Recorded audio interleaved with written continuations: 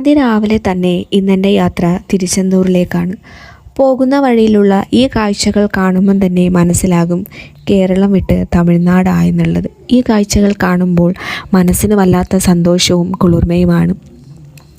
തിരുച്ചെന്തൂർ മുരുകൻ ക്ഷേത്രം തമിഴ്നാട്ടിലെ ഏറ്റവും പ്രശസ്തമായ സുബ്രഹ്മണ്യ ക്ഷേത്രങ്ങളിൽ ഒന്നാണ്. ഈ ക്ഷേത്രത്തിൻ്റെ ചരിത്രം വളരെ പുരാതനവും പൗരാണികവുമാണ്. തിരുച്ചെന്തൂർ ക്ഷേത്രം സമുദ്രത്തോട് സ്ഥിതി ചെയ്യുന്ന അപൂർവമായ ഒരു മുരുകൻ ക്ഷേത്രമാണ്. ഇത് 6 പട വീടുകളിൽ രണ്ടാമത്തേതായി കരുതപ്പെടുന്നു.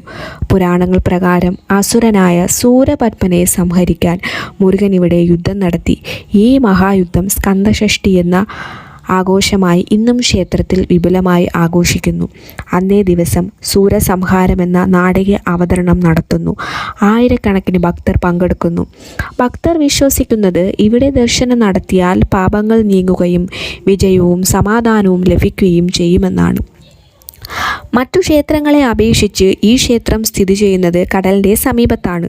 കൂടാതെ ഈ ക്ഷേത്രത്തിന് സമീപം ഒരു നാഴിക്കിണർ എന്ന വിശുദ്ധ ജലസ്രോതസ്സുണ്ട്.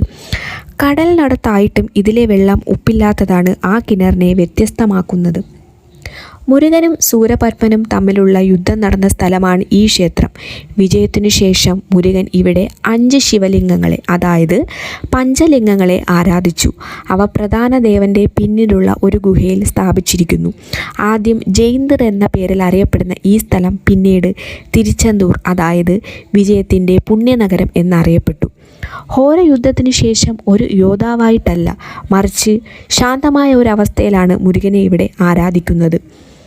മുരുകൻ്റെ പ്രധാന വിഗ്രഹം കയ്യിലൊരു പുഷ്പം പിടിച്ചിരിക്കുന്നതും വിജയത്തിനു ശേഷം അദ്ദേഹം ശിവനെ ആരാധിക്കുന്നതിൻ്റെ പ്രതീകമായിട്ടാണ് ഇവിടെ കണക്കാക്കപ്പെടുന്നത്.